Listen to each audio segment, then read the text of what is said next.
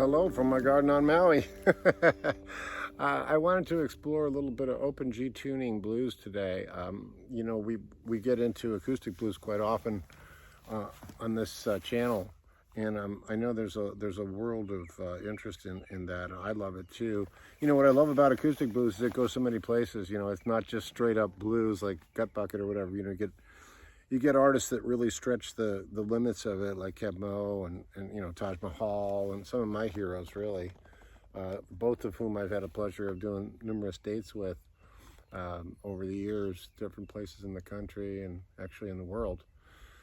That being said, what I noticed about their music is that they use open tunings sometimes to kind of add a special sound, a special sauce, get you out of the whatever the norm is for you. So in this case, we're in G tuning, D, G, D, G, B, D. Okay, simple open tuning G chord. It's very forgiving because it's got, you know, kind of a nice slack, as they say in Hawaii, slack key. We slack the key, right? And so, but you do need a guitar that's able to handle that dropping. So you might need a slightly heavier string, like maybe a 13 or something, if you're playing 12s or whatever you're playing. That being said, it takes a certain touch too. You don't want to hit it too hard, too soft. You want to get after it. But I'm doing it today, you know, more or less fingerstyle, which is what I enjoy. But here's some of the things you can do in the blues idiom. You're in G here, in the key of G. Now you can capo anywhere you want, but G's a good place to start. And then if you move to the second fret of the D string and back and forth, get a little shuffle going. Pretty simple, right? And then if you want to, you can move up to the 5th fret and bar and do the same move. So I'm going 5-7 on the D string.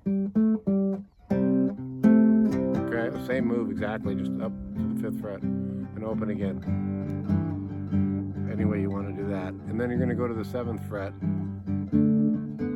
There's your 5 chord, right? Which is the D. And then you can walk down to a C chord, which is your 4. And then back to your 1. And if you want to do a turnaround, and you're doing like a blues thing in G, you can just do this. It's like an A7th form, right? It looks like that. So you're just going to go up to the 3rd fret on the D and the B string. Okay. And then walk it down 1 fret at a time. Slowly.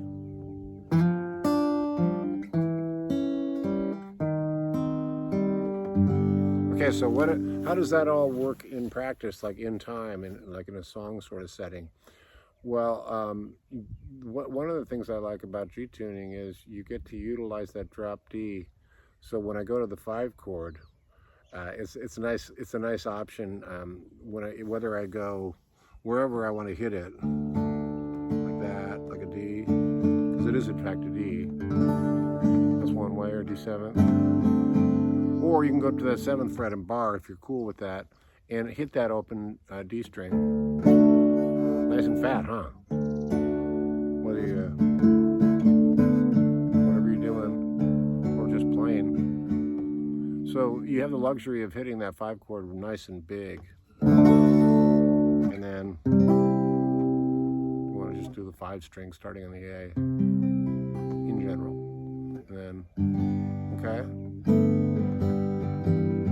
So what I'd like to do now is go ahead and show you in practice, like in a sort of a song form, what it feels like to play open G tuning in more of an acoustic blues style. I've done different lessons here, jimmydillon.com/free if you want it free.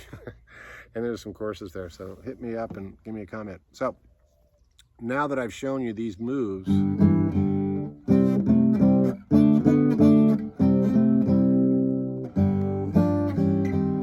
what I'd like to do is go ahead and play into it a little bit and show you some options you can use.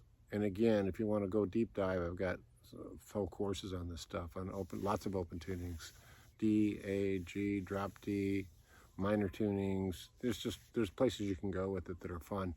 But if you're an acoustic aficionado like I am, and you're sitting around, sometimes you want to go out of the box a little and try something different, you know, and especially because it is so great as an accompaniment technique, you know, to have open tuning. It's just, and especially this guitar, God, it's like, this is a Grimes. It's a beast. It's like a cannon with these two holes, like inspired, I think, by Keola Beamer, a great Hawaiian slack key guy. But I've talked about that a little bit on my channel. But let's go ahead and let me just play into it. And I honestly don't know what I'm going to do till I do it. But maybe you can take something away from this. I'll try some different inversions along the way and see where it takes us. Okay, so I'm just going to do a simple. Just start out with a basic shuffle, like I showed you, right? Just open to 2 on the D string. Now I'm going to bar it from the 5th fret, bar, and go 5/7 on the D string, and back to the 1. Very simple, very easy. Now I'm going to go to the 7th fret, but I'm going to hit that low D. Same move though. 5/7, or sorry, 7/9, isn't it? On the D string. And back to the 4 chord. And then again, you're doing that 5/7 on the D. So, but don't forget to hit that open D when you go to the 5. Kind of Keith. And if you want to get a little Keith with it, you can add the sus move, which is what is it, the 8th fret of the B string, and you do that. That's a little more Keith Richards, a little more rock and roll kind of. You know that move. Applies on both. Get the open D. And back here. So you can either do this, or, and if you want to incorporate that high E, pretty cool. Very, very Stones. And then to your open. So when you're doing that open, you can either do this, ever so simple, or if you want to get a little different voicing, include that 1st fret on the B string with your 1st finger, okay? So we got a 2nd finger, 2 on the D, 1st finger, 1st fret on the B, and it sounds like this. So depending on where you are in the song too, you might want to start out simple. Not too much going on. You go to your 4 chord. Again, keeping it sonically very simple, because you're in a verse mode, right? Maybe get the drop D in here.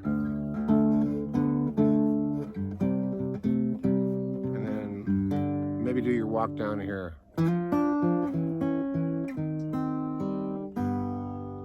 And if you want to go to your 5, you can or not. A lot of times I don't, I just go.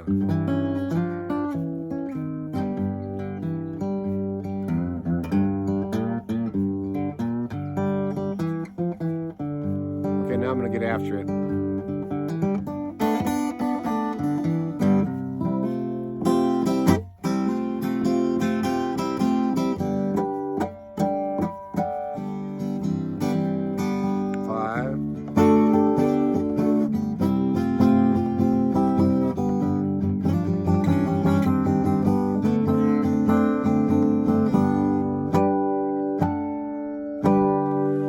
So that's a a fairly simplistic adventure in open G tuning.